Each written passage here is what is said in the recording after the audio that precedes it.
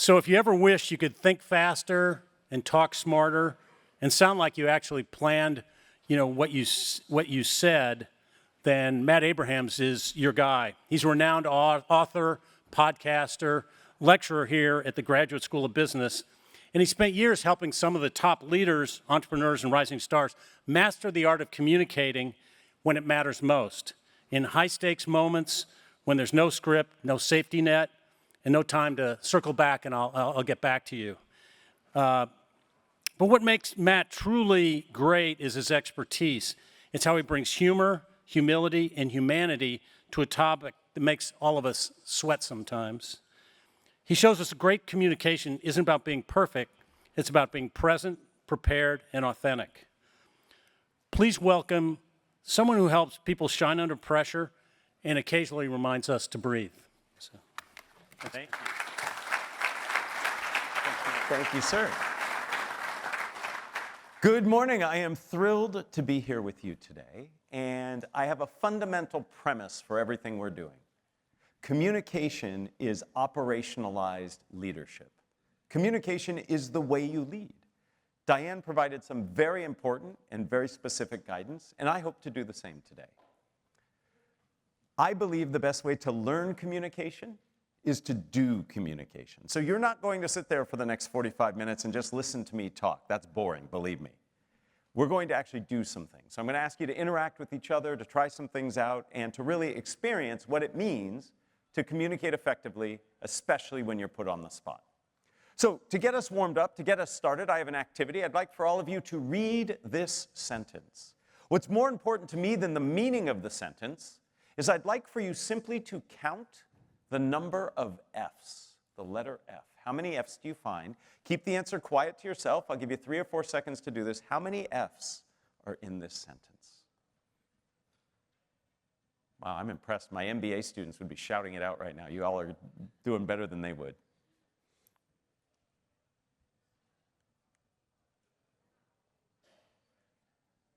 All right, 3, 2, 1. I'll make that go away. Raise your hand if you found 3 F's.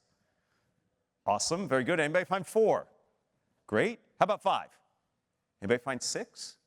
Yeah, there are 6 F's in this sentence. What 2-letter word ending in F did many of us miss? Finished File Scientific, you see those 3 ofs? Why do I start every workshop, every webinar, every class I teach with this activity? I'll tell you the truth. The first time I saw this, I found only 3. I felt stupid, and I like to pass that feeling. No. That's not why I do it. I do it because this is an exact analogy of what we're going to do in our time together today. Many of us in this room, myself included, were not as effective as we could have been. Why? We miss little things that make a big difference. And the same thing is true in our communication. We miss little things that make a big difference. So today, I hope to uncover for you and to work with you on some of these little things to help hone your ability to communicate. So let's get started. When it comes to communication, planned communication is hard enough. This is the meetings, the presentations, the pitches that you give where you have time to think about it. But what's even more stressful is communication in the moment. And if you think about it, most of our communication happens spontaneously. You're introducing yourself. You're asked for feedback. Q&A happens. Maybe you make a mistake and you have to fix it. You're making small talk like is happening here today. All of these are examples of spontaneous speaking, and most of us have never been trained how to do it. So today I'd like to introduce you to a methodology, a process to help you feel more comfortable and confident when you're in those moments where you're put on the spot and you have to respond. Sound okay? All right, 3 of you nodded. You're spokespeople for the whole group. Excellent. So today I want to introduce you to a methodology. It has 2 parts to it. Mindset and messaging. So we'll go through each, and I'm going to ask you to do some things along the way.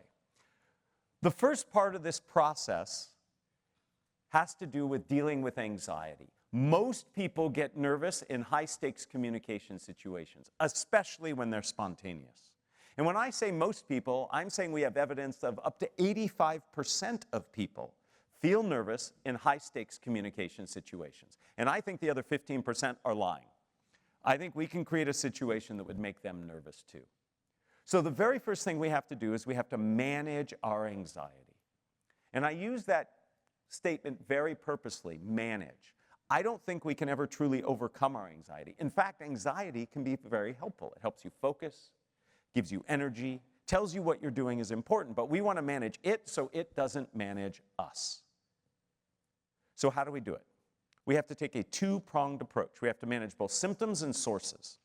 Symptoms are the things that you physiologically experience. It's what goes on in your body and in your mind. Sources are the things that initiate and exacerbate anxiety. And we'll talk a little bit about both. If you are a nervous speaker, either planned or spontaneous, this will get you started on the road to feeling more comfortable and confident. It is not a light switch. It's not like you learn one technique and all of a sudden you're amazingly confident. It takes time. But I hope to give you at least some initial steps down that road. And if you are particularly nervous at the end, I'm going to point you to some resources that hopefully can help. And I am certainly a resource for everybody in this room. So I want you to think about what happens for you when you get nervous speaking in front of others. For me, I blush, I turn red, and I sweat. What happens for some of you? Just shout out some things. When you get nervous, what happens? Just shout out. Hair stands up, yeah, absolutely. What else? Filler words. What else? Heart rate goes up. What else? You talk either quieter or faster. Some of us get shaky. These are all normal and natural responses to threat. When you are put on the spot or you're speaking in front of others, your body experiences it as a threat. And all of these are symptoms of the fight or flight response. So let me suggest a few things you can do to reduce some of that anxiety and some of those symptoms. First and best is deep belly breathing. The kind of breath you would do if you've ever done meditation, Tai Chi, Qigong, where you really breathe low and slow. This slows down your autonomic nervous system. It slows your heart rate down. It slows your respiration down. Interestingly, it is the exhale that is more important than the inhale. All the magic happens on the exhale. So the rule of thumb, or I like to joke, the rule of lung, is you want your exhale to be twice as long as your inhale. So if you take a 3 count in, you take a 6 count out. And when I say deep belly breath, I mean feel like you feel after you've had a really good Thanksgiving meal, where the pants are tight if you're wearing them. And then you exhale slowly. And you only have to do this 2 or 3 times, and you'll begin to feel the benefits. If you're like me and you blush and you perspire, that's because your core body temperature is going up. Your heart's beating faster, and your body's tensing. So you're pushing more blood through tighter tubes. Your blood pressure goes up. This gets you hotter. It's just like when you exercise. Most of us, when we exercise, we sweat and we blush. A great way to help you is to hold something cold in the palms of your hand. The palms of your hand are thermoregulators for your body, just like your forehead or the back of your neck. If you've ever had a fever and you put a cold compress on your forehead to cool yourself down, holding something cold does the same thing. Before I got up and spoke to you, there's a cold bottle of water in that lectern, and I was holding it. You've all done this in reverse. On a cold morning, have you ever held a warm cup of tea or coffee and felt it warm you up? So there are things you can do to manage your symptoms. And by the way, the slow breathing will slow down your speaking rate and bring your volume up. The lower and slower you breathe, the slower you'll speak, and the more resonant your voice will be. So those are symptomatic relief. But we also have to deal with sources. Those are the things that initiate and exacerbate. And I'm going to share 2 sources. The first has to do with the goal we're trying to achieve. Whenever you communicate, you should have a goal. In fact, before we end today, I'm going to advocate for and declare for you what a good goal sounds like.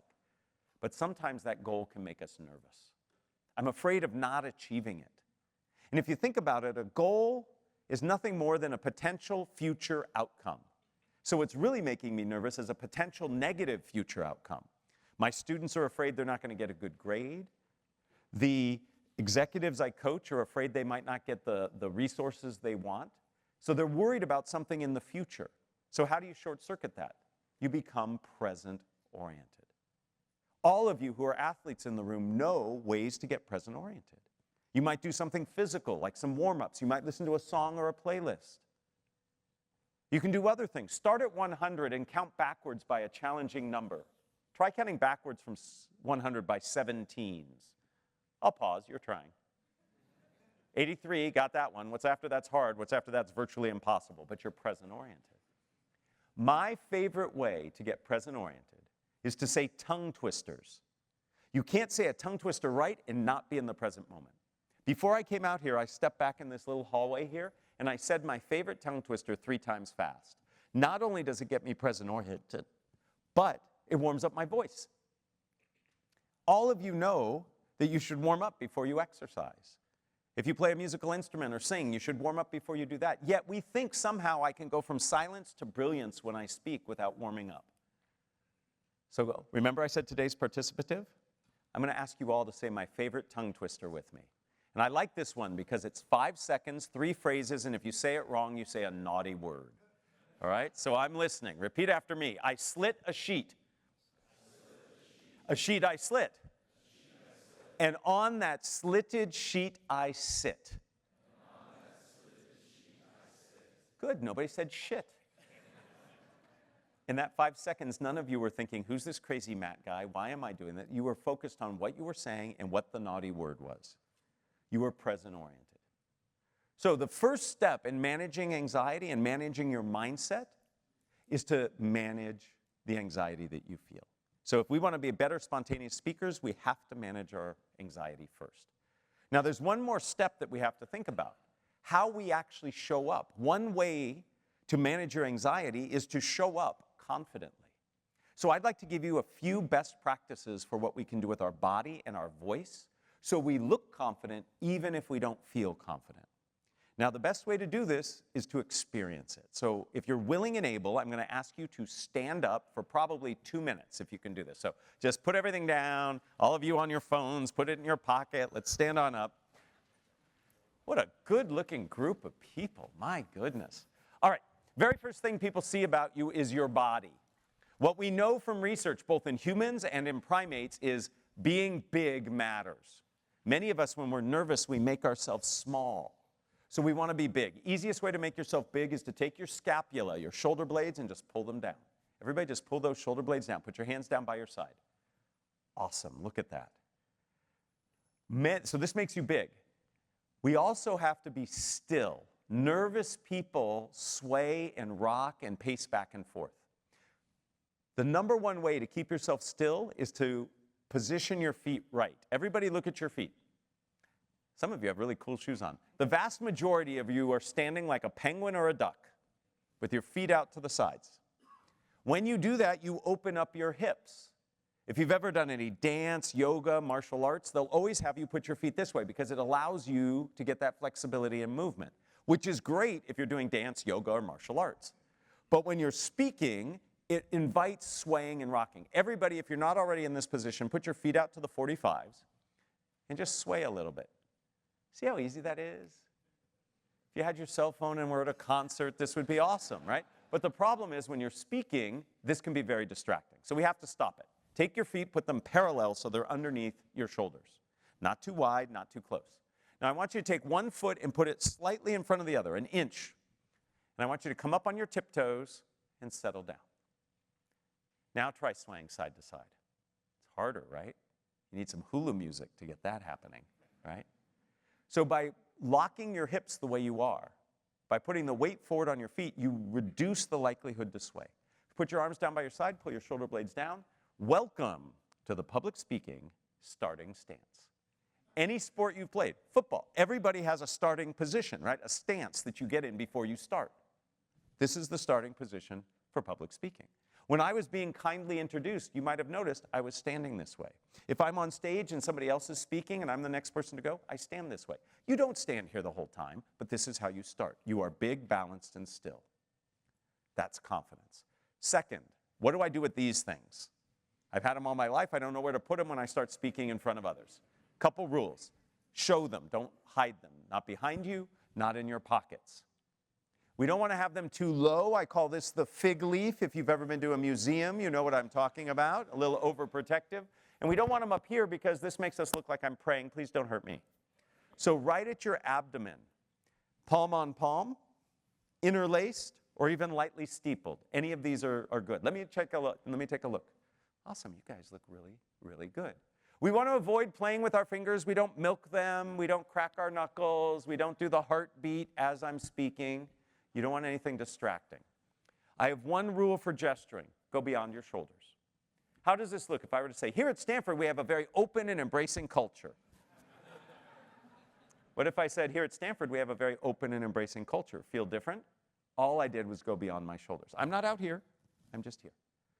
So I'll let you sit down in 1 second. On the count of 3, from a neutral stance, from your ready position here, I want you simply to say, welcome, thank you for coming, a very welcoming gesture. We're not bowling, we're not karate chopping, we just go out like this. All right, on the count of 3, ready, 1, 2, 3, welcome, thank you for coming. Awesome, now you can all have a seat, thank you. So by taking body posture that's confident, by managing your symptoms, and by addressing at least goal-based anxiety, you actually can be more confident. That's step 1. Step 2 necessitates that we get out of our own way. One of the biggest barriers to effective communication is our desire to be perfect in our communication. We want to do it right. I am here to tell you, after 25 plus years of teaching and studying communication, there is no right way to communicate. Certainly there are better ways and worse ways, but there is no one right way. I encourage my Stanford MBA students on the very first day of class, I encourage them in class to maximize their mediocrity. The silence is deafening. The jaws drop. A Stanford MBA student has never been told to be mediocre. But here's the reason. When we put so much pressure on ourselves to be perfect, we actually reduce the likelihood of doing it well at all. Your brain is like a computer. You only have so much bandwidth. You know, on your laptops and your phones, when you have lots of apps or windows open, each one of those is performing less well because the others are open. They're all zapping a little of that bandwidth. The same thing is true when you're assessing what you're doing while you're doing it. When I'm judging and evaluating in overdrive, I have less than cognitive effort to actually accomplish my goal of communication, which is just to connect with you. The word communication comes from the root to make common. How do you make something common? You connect with people. So it is about connection, not perfection. Let me give you an example. Every year at the GSB, I teach a workshop within the first 2 or 3 weeks for all of our first-year students. This is a workshop that was born out of the need. The deans came to me several years ago and said, our very bright students are struggling with cold calling. You remember what cold calling is? That's where the evil, mean professor looks at you and says, what are you thinking? And you have to respond. Our students who knew the answer were choking in that moment. So they said, can you help? So I put together this workshop. And I use a lot of techniques from improvisation. In fact, we'll play with a few of the games in just a little bit. But I do this activity where I have my students stand up and ask them to walk around the room we're in. It's a big room. And I have them play a game called Shout the Wrong Name. For 15 seconds, they walk around the room pointing at objects, not people, and they call whatever they point to something other than it is. So if I point to the ceiling, I call it a car. Or I call it yellow. If I point to the floor, I might call it a banana. Just not what it is. This is incredibly hard to do, by the way. You know who does it really well? Kids. Kids are great at this game. Adults, we suck because we get in our heads and we judge and we evaluate. I had a student once playing this game, Shout the Wrong Name. The only rule is point at something, call it something other than it is. I had a student pointing at a chair, and the whole time he's pointing at the chair, nothing's coming out of his mouth. And as a teacher, you learn when something strange happens in class, you try to figure out what's going on. So I go up to him, I said, what's going on? He said, I'm not being wrong enough. I gave no rubric about rightness or wrongness. I just said, call it something else. He said, I'm not being wrong enough. I said, tell me more. And he said, well, I was going to call the chair a cat, but a cat has 4 legs and a chair has 4 legs. I'm not being wrong enough. Sometimes a cat sits on a chair. I'm not being wrong enough. Do you hear what's going on in his head? We are all on that continuum. Now, he was several standard deviations out, but we're all constantly judging and evaluating. And that gets in the way of our ability to communicate well. So when you are put on the spot and somebody asks you a question, asks for feedback, you make a mistake, instead of judging and evaluating what's the perfect way to say this, just connect and say it. This maximizes your bandwidth towards the communication, which, by the way, makes it more likely you'll communicate effectively. So even though I start my classes by saying maximize your mediocrity, I end that statement by saying because you will enhance your ability and communicate better. So let's not put pressure on ourselves to say it right. Let's put a pressure on ourselves to connect, to be present, to be with the person we're communicating to. That will change a lot in your communication. The next step after we manage anxiety and we get out of our own way has to do with how we see the situation. Many of us see spontaneous speaking as threatening. If I were to tell all of you, hey, after the meeting, we're going to have a bunch of people asking you questions, most people would not go, oh, great, that's exciting. Most people would say, crap, right? They'd feel very nervous. We feel very threatened and challenged when we're put on the spot. I would like to argue that's the wrong approach. Actually, in that moment, this is an opportunity to connect, to collaborate, to learn. Because when I see it as a challenge or a threat, I'm going to retreat physically. I'm going to make myself small. My answers are going to be short, or my responses will be short. My tone will be curt and harsh. But if I see it as an opportunity, I approach, I open up. My answers are more collaborative. So we're going to practice this. We're going to do an improv game, and you never have to do anything I ask, but this one's really fun and it's really easy. It's called Give a Gift. Here's what we're going to do. I want everybody to pretend you have a gift in front of you. We're going to pantomime. Everybody pretend, put down your pens, paper. You're going to get lots of notes from me, don't worry. Okay, you're holding a box. Everybody got this? On the count of 3, give it. 1, 2, 3, give. 1, 2, 3, receive. Perfect, you know how this game is played. In a moment, I'm going to ask you to get with a partner, somebody sitting near you. We're not going to take a long on this, so we're not moving around. It's not a break. You're going to get with a partner. One of you is going to give a gift to the other. So you're going to give a gift to your partner receives the gift. See how easy that is? Now the person receiving the gift is going to open up the gift, look inside the box, look at their partner and say, thank you for the, whatever the first thing that comes to your mind is. So you're going to create an imaginary gift that was just given to you. You, the recipient, are naming the gift. How many of you already know what's in your box? Go back to the previous step. You're like, Matt gave me a challenge. There's something funny in the box. I'm going to find a rabbit, right? And now you're done. No. Truly open the box and say the first thing that comes to mind. I only have one rule. Keep it clean, keep it legal. I like my job, okay? So you'll just open the box, you'll look at it, you'll look at your partner, thank them for the first thing that comes to mind. Now your partner, upon hearing what they gave you, is immediately going to explain why they gave it to you. Okay? So you each are doing an act of spontaneity. Do you see how that works? So imagine my partner gives me a box, I open up the box, I say, thank you for the turtle. My partner, upon hearing that I just named what he gave me as a turtle, is going to say, of course I gave you a turtle. I know you're a Teenage Mutant Ninja Turtle fan. You should have a turtle. We were both spontaneous. And then you will switch. So each is giving and each is receiving. Do you understand the rules? As soon as you meet your partner, if you don't know each other, shake hands, give each other your names, and then tell your partner what time this morning you woke up. Whoever woke up earliest is the first to give the box. I learned a long time ago as a teacher, if you don't say who goes first, the whole time is spent debating who goes first. Okay? This should take 2 minutes. When you see me waving and saying, please come back, it's going to get loud. All right? Find a partner, introduce yourself, tell the time you woke up, give a gift.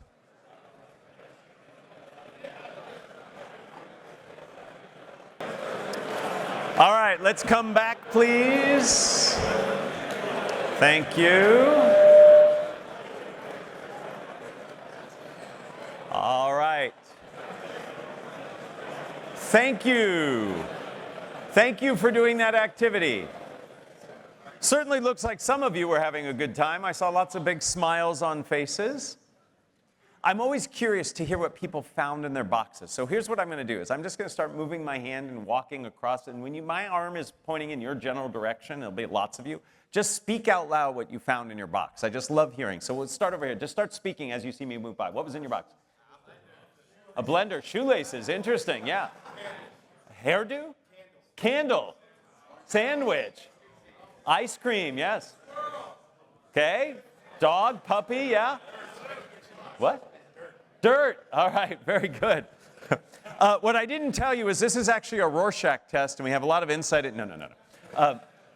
I want to take you back. First, thank you for playing the game. I think it's fun. But I want to take you back to a particular moment in that game. And I was watching all of you as this moment happened. As soon as you give the box to your partner, that moment of anticipation, what did I give? You all were leaning in. You were smiling. Your eyes were, what happened? What's coming next? That moment of anticipation of giving a gift.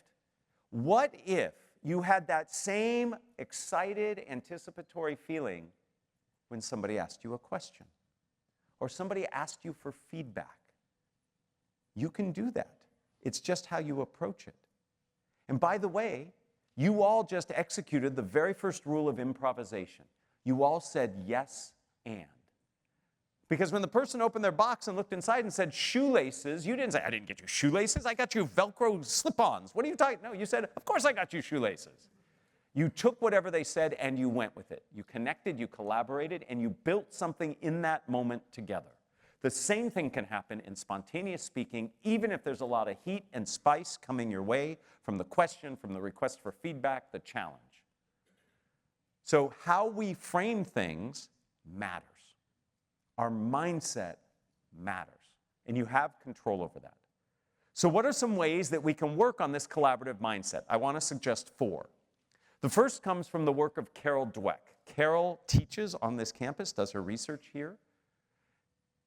And the notion is about growth or fixed mindsets. And I'm not going to teach her stuff, except to say having a growth mindset is a good thing. Seeing that you have agency in your being.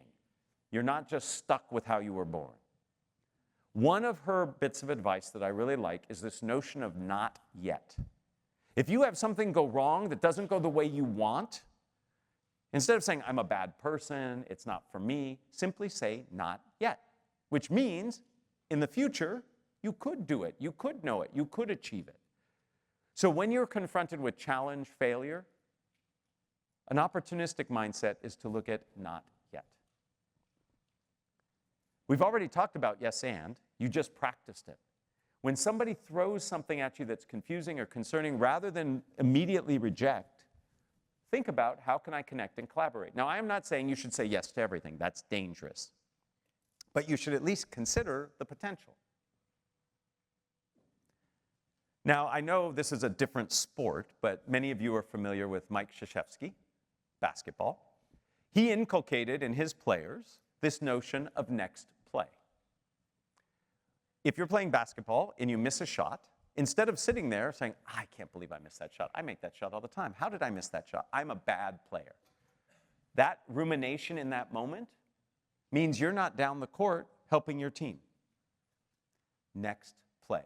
Move on. What happened, happened. Move on. No rumination in the moment. Reflect later. Reflection is good. We reflect to learn, but we don't do it in the moment. Similarly, if I make an amazing shot, an amazing play, I don't sit there and say, I'm great, yeah, this is perfect. No, next play. So when a mistake happens, when something doesn't go the way you want, move forward. Next play. Later reflect. What could you do differently? But that reflection happens later. Next play is all about not ruminating in the moment. And then finally, let's reframe how we see mistakes. If you want to be opportunistic, mistakes aren't bad. You've heard this all the time. We learn from our mistakes, leverage your mistakes. That's absolutely true. But in the moment, when the mistake has just happened, it feels really intense. So I have a different way of looking at mistakes. I like to call them missed takes. You know, in television or movies, they have that little clapboard and they go take 1, take 2. Each time they record a scene, it doesn't mean the previous scene was bad or wrong. They're just looking for another way of doing the same thing. So if something doesn't go the way you want, in your mind, instead of beating yourself up over it, just say take 2. Maybe you repeat yourself. Maybe you apologize. But you keep things moving. So mistakes are actually opportunities for missed takes. So if you employ these 4 mindset shifts, you will be more opportunistic in your presence, which will allow you to respond better in spontaneous speaking situations. So we have to manage anxiety. We have to get out of our own way. And then we have to make sure that we have an opportunistic mindset. We've got 3 more stops on our journey. The next one is we have to listen.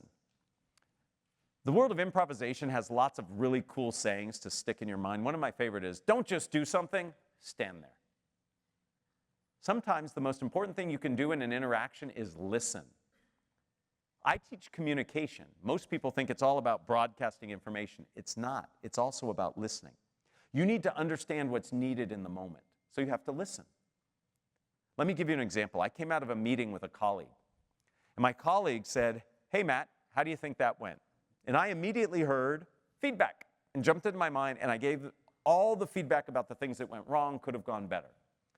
It turns out, had I really listened, not just to what was said, but how it was said, when it was said, I would have noticed that my colleague didn't really want feedback. What they wanted was support. But I missed it because I wasn't listening intently.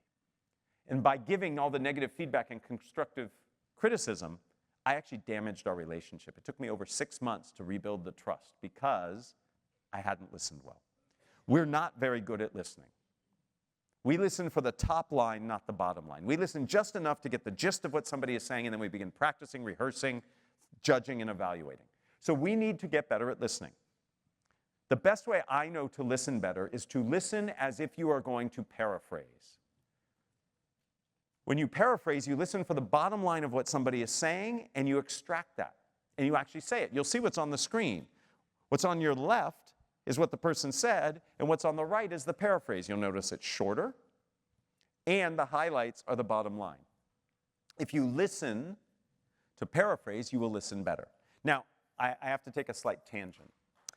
My wife gets really upset when I teach listening skills because she thinks I'm a fraud. So I also am learning these skills. So we're going to practice paraphrasing. We're going to practice paraphrasing. In a moment, I'm going to ask you to get with somebody else in the room, and I'm going to ask you for 30 seconds to tell your partner a story of your name. Any story of your name. It can be funny, it can be serious, 30-second story of your name. It's not about storytelling. It's about your partner who listens to it and then paraphrases your story. So they're going to get to the central point of what you were saying. I will demonstrate, and I'm going to ask for a volunteer. So somebody prepare to volunteer. I'm going to tell you a story about my name. My name is Matt. Growing up, I was teased mercilessly because Matt rhymes with everything. Lazy as a doormat, silly as a cat, you're fat. I was teased all throughout my childhood.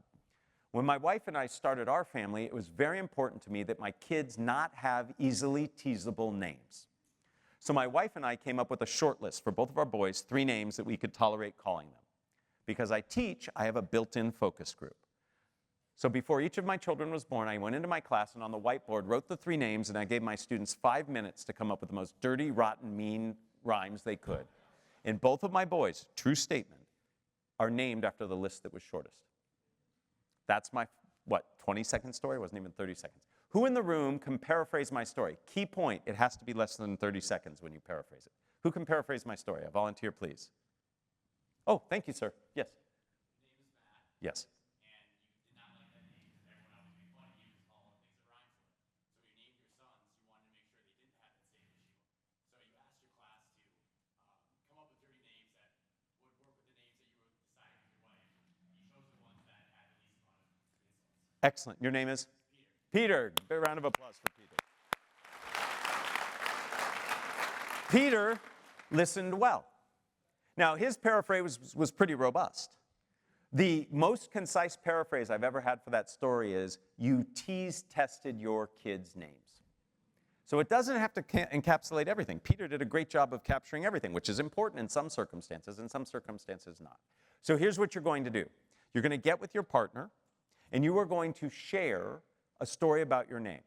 Now, when you get with your partner, you don't have to introduce yourself because you're about to say your name as part of your story, so I took that away from you. But I do want you to say what month you were born in.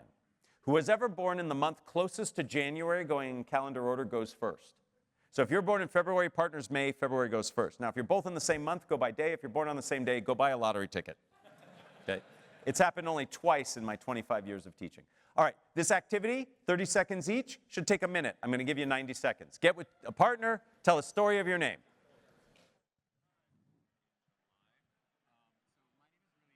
Come on back. This is a great team building activity icebreaker. It allows people to share something that's important to them at whatever level they want, and you get to learn about people. All right, we're not virtual, you know that. We're in real life. So we don't have those cool reaction buttons like the smiley face, the party horn. So we're going to do this old-fashioned way. Everybody stick your fist out like this. This is yes, this is no. No middle fingers, please. All right. Did your partner do a good job paraphrasing your story? Thumbs up, thumbs down. All thumbs up. Excellent. Go back to neutral. How did it feel to have your story paraphrased? Good? Yeah. Go ahead and put your hands down. Paraphrasing not only helps you listen, but when you actually vocalize the paraphrase, you build connection and trust. There's research that came out of the Stanford of the East, Harvard, that shows, she's actually a dear friend of mine who did this research, that shows when you actually paraphrase what somebody says, you build connection and trust much better than just the standard active listening advice, which is like nod your head and go, That's important, but paraphrasing is what really builds the connection. So, manage anxiety, get out of your own way, see it as an opportunity, listen well. I want you to notice that all of those are mindset changes, nothing about actually the communication. So let's get to the actual communication, the messaging part. When you communicate, you must structure your messages. Many of us, when we communicate, we just itemize and list. And when we're put on the spot, we just take our audiences on a journey of our discovery of what we want to say as we're saying it, which is not helpful. Our brains are not wired for lists, yet many of us put a ton of bullet points on our slides. Think of this. When you go to the grocery store, how many items do you need to buy before you have to write it down so you don't forget? If you're like me, it's 3. Anything over 3, I'm bound to forget something. So why would I, as a communicator, just list information if I want people to actually understand and remember? Bad idea. Instead, we need to structure information. Structure is a logical connection of ideas, a beginning, a middle, and an end. You all know structure. If you've ever seen a television advertisement, you've seen structure. Most TV ads are structured problem, solution, benefit. There's some issue or challenge in the world, the product or service the company has fixes it, and then you benefit. Problem, solution, benefit. I don't care if you're selling cars, medicines, or alcohol, most ads are problem, solution, benefit. That's a logical structure. Once you know the problem, it's very logical then to come to the solution and then how you benefit. That's a structure. There are myriad structures out there. I want to introduce you to my favorite structure. It is like a Swiss Army knife. You can use it in so many ways. 3 simple questions. What? So what? Now what? What? So what? Now what? What is the information you want to get across? It's your idea, your product, your service, your answer, your feedback. It's the what. The so what is why is it important to the person you're talking to? What value does it have for them? And then the now what is what comes next. What, so what, now what? Let me give you a couple quick examples. Imagine you're in an update meeting, or actually you're just in a meeting and your boss turns to you and says, what's your update? You're like, I didn't prepare an update. Well, here's what I did. Here's why it's important to the goals and KPIs of our organization, and here's what I'm going to do next. What, so what, now what allows you in that moment to give a response. Let's imagine you come out of a meeting and somebody asks you for feedback, and this time they really want feedback. You might say, I thought that meeting went really well, except when you talked about the implementation plan. You talked quickly and you didn't give as much detail as you did elsewhere. That's the what. When you speak quickly without a lot of detail, people might think you're nervous or unprepared. That's the so what. Next time you talk about the implementation plan, slow down and add these 2 additional bits of information. That's the now what. By having this structure, simply answering the questions what, so what, now what, you package the information up so it's easy for the other person to understand, and it helps you know where to start and where to end. Now, I want to get meta on you for a moment. Take a time out. I just used what, so what, now what to teach you what, so what, now what. I told you what it was, why it's important, give you examples of how to use it. In fact, everything I've said today has been in that structure. When you need to introduce yourself, when we go to lunch to somebody else, what, so what, now what? Just turn the what into a who. You're the who. Say who you are, what's important about what you do, and how you are interested in meeting the other person. If you're making small talk, one of the things many of us hate doing, just ask these questions. What brings you here? Oh, why is that interesting to you? What are you going to do next? So all I do is ask what, so what, now what, and now the conversation's moving. Having a structure is like having a roadmap. You can't be lost if you have a GPS. So in the moment when I have to respond, I know how I'm going to respond. I'm going to put it in a structure. So part of messaging is having a structure, and you have to practice. You are learning a ton today. You have amazing people coming in and speaking to you. I don't know how I made the list.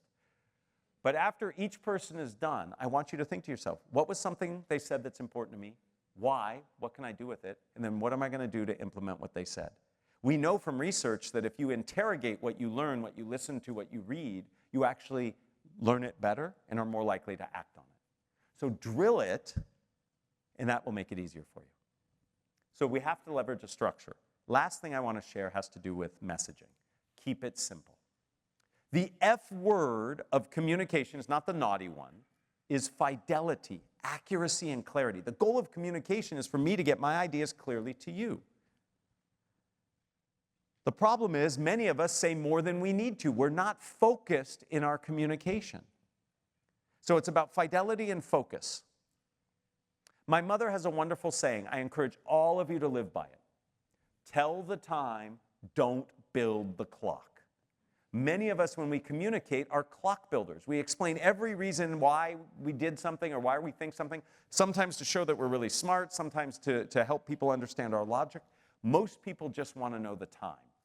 And if they want to know how the clock was built, they'll ask you.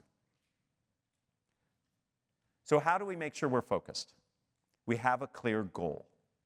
A goal helps you focus. To me, a goal has three parts: information, emotion, and action. Whenever you speak, planned or spontaneous, think to yourself, what do I want my audience to know? How do I want them to feel? And what do I want them to do? Know, feel, do. That helps you focus.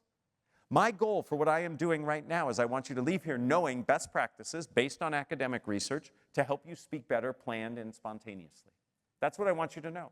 I want you to feel confident that you could use these tools, and maybe even a little excited.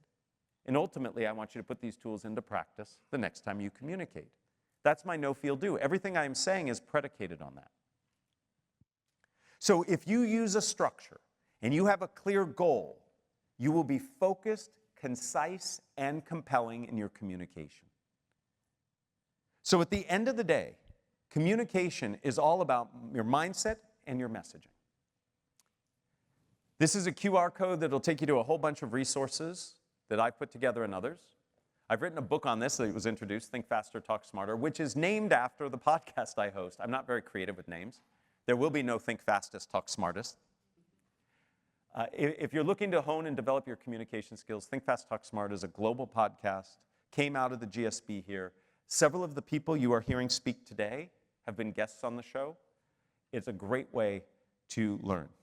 And in 20-minute episodes, we've won lots of prestigious awards. The one I'm most proud of is we won Best Dog Walking Podcast, because it's 20 minutes long, and people walk their dogs for 20 minutes. I want to leave you with this.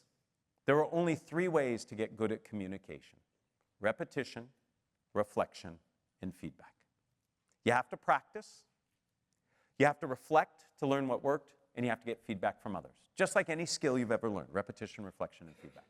I'm going to end by asking you to stick your fist back out again. I have 2 questions. Did you learn something today that you think will help you communicate more effectively? Thumbs up, thumbs down. Thank you. I'm seeing lots of thumbs up. Go back to neutral. Did you have a little bit of fun? Awesome. I have done my job. Thank you very much. Thanks so much, Matt.